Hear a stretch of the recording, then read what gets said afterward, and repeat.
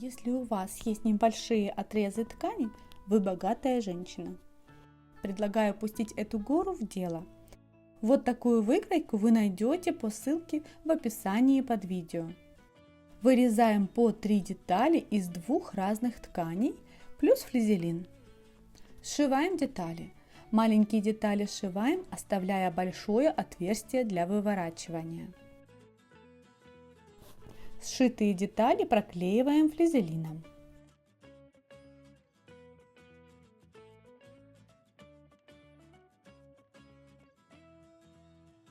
Выворачиваем.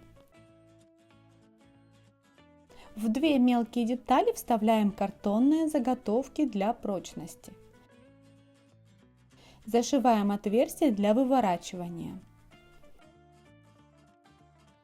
Пришиваем боковые детали к основе.